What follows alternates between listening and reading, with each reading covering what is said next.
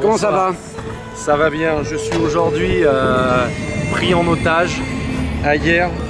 Nous sommes aujourd'hui effectivement le 25 juillet, le journal est du jour. Et je dis à ma famille qui est au Val, venez me chercher, la tournée des estivales m'a kidnappé. Il réclame, tout est pour tout, un autographe de Michel Mitterrand, toutes les bouteilles de Ricard de la tournée. Dis-moi, t'es le régional de l'étape aujourd'hui, tu es né à Hyères. Ouais, c'est ça, ouais. Et il y a 20 ans, tu montais sur scène aux estivales à Brignoles. Le 1er août 1991, ouais, je montais faire le concours de chant. Ouais. C'est un super souvenir. Et si on m'avait dit il y a 20 ans, dans 20 ans tu seras en vedette américaine sur le tour 2011 des estivales, je l'aurais pas cru et j'y suis et c'est top. Alors justement, sur ces 20 ans, c'est déjà un long voyage, mais... Ouais, mon monsieur, il s'en est passé des choses. Ouais, ben voilà, entre temps, j'ai tourné dans les villages de vacances de la région, du Var et des Alpes-Maritimes. Je suis parti à... J'ai eu un café-théâtre à Cagnes-sur-Mer pendant 2 ans, où j'ai rencontré Eric Collado, Jean Dujardin, l'équipe des Nous c'est Nous, Titoff et compagnie qui sont devenus des potes. Je suis parti à Paris faire des premières parties d'artistes, j'ai fait des tournées, j'ai bossé en radio avec Laurent Ruquier et là je suis depuis 2 ans sur Europe 1, bosser tous les samedis de 11h à midi avec Anne Romanoff. Donc 20 ans de dur labeur mais de plaisir non dissimulé. Comment ça se passe ta vie à Paris? Comment ça se passe? Rapidement. Ouais. C'est vraiment c'est speed. C'est vrai, même quand je reviens ici dans le sud, comme dirait Zizou, c'est très calme. Entre Marseille, même hier, le Var, les gens marchent doucement. Ils parlent doucement, tu vois. Alors qu'à Paris, comme dirait Bernard Laporte, franchement, ça trace, tu vois. C'est plutôt très rapide, tu vois. Dans le métro, t'as l'impression que les gens ils font toujours une espèce de footing, tu vois. Ça trace rapidement. Donc c'est vrai qu'il faut s'habituer. Moi j'ai mis 3 ans à m'habituer et maintenant j'y suis. Et puis bon, je voyage énormément, je bouge beaucoup pour les spectacles, donc ça va. J'ai réussi à devenir un Parisien. Avec voilà, un faux parisien en gardant mon âme de sudiste. Et comment ça se passe avec le milieu politique que tu brocardes un peu? Le milieu politique, comment ça se passe? Je pense que les politiques ont besoin d'avoir les humoristes qui les brocardent parce que je pense que c'est vraiment une vraie soupape de sécurité. C'est une forme de... Ouais, c'est une forme d'opposition quelque part, quoi. Ça permet de les remettre en place parce que c'est vrai que souvent, que ce soit tous les hommes politiques, ils balancent quand même beaucoup de choses et beaucoup de vannes, il y a beaucoup de vannes dedans. Et c'est vrai que par exemple, le président de la République, il y a quand même matière, par exemple, quand on analyse au bout de 4 ans et qu'il fait « je ne vous mentirai pas, je ne vous décevrai pas, je ne vous trahirai pas hein », c'est vrai que quelque part on a du mal à y croire. Hein. À un moment, toi tu te nourris de l'actualité, donc un peu c'est ta source principale. Moi je pense que depuis, et puis c'est vrai depuis 6-8 mois, je vais dire, avec tout ce qui s'est passé, avec l'affaire Wörth, avec DSK, avec là les élections présidentielles qui arrivent en 2012, il n'y a qu'à se baisser pour ramasser. C'est vrai qu'on n'invente rien, il n'y a pas de diffamation. On allume la télé, on ouvre les journaux et on a de l'info. Et après on les triture à notre façon, chacun a son style.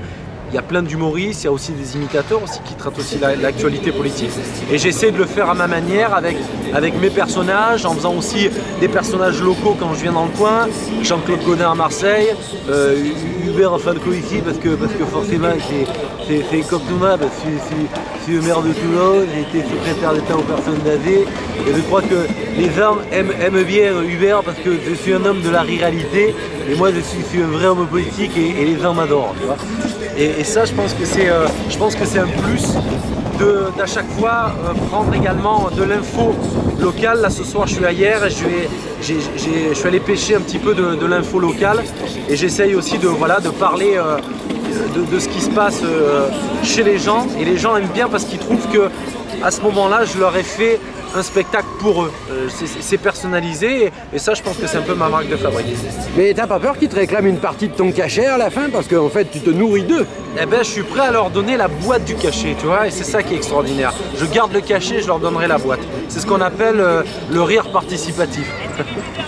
Bon, qu'est-ce que tu as comme perspective à la rentrée? À la rentrée, je reprends une salle qui s'appelle le Petit Casino. à partir du mois d'octobre à Paris. La radio qui reprend avec Andrew Manoff sur Europe 1 tous les samedis de 11h à midi. On attaque, on arrive avec nos petits cartables à Europe 1 avant tout le monde. On attaque vers le 26 août. Et on va tourner également avec elle dans différentes villes pour des spectacles.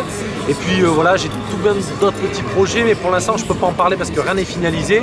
Mais en tout cas, de bien belles choses qui arrivent pour l'année en cours. Et puis surtout, c'est une année politique, donc ça va être vachement bien. Et je me languis que vous veniez me voir, de revenir dans la région pour voir tout le spectacle, parce que malheureusement, égoïstement, je suis qu'une demi-heure sur scène, donc je reviendrai dans la région faire tout le spectacle. Donc j'espère que vous serez présents et que vous serez nombreux. Voilà. Eh bien écoute, nous, de toute manière, on y sera. Voilà, merci. Et comme dirait Jean-Claude Van Damme, merci au Varrois, au Irois, et je te dis au revoir et kick in the face, tu vois. Merci, et merci à TV 83, c'était malade, tous les jours ils interviewent des gens, ils montent, ils mettent des heures, c'est des fous, ils sont toujours présents. Je fais la bise. Salut Laurent, ciao. DSQ, Michael Douglas du Parti Socialiste. Je remercie la justice de l'homme blanc, et en particulier mon avocat, Benjamin Brackmar, grâce à qui je vais enfin pouvoir rentrer dans une salle de bain pour enfiler un peignoir. Je ne vous cache pas qu'à New York, ma maison est devenue une véritable attraction touristique. Les curieux viennent, tel un pèlerinage œcuménique, voir d'où a jailli la source miraculeuse. Comme je les comprends. La différence avec Lourdes, c'est que là où est passé DSQ, vous avez peu de chance d'apercevoir une vierge.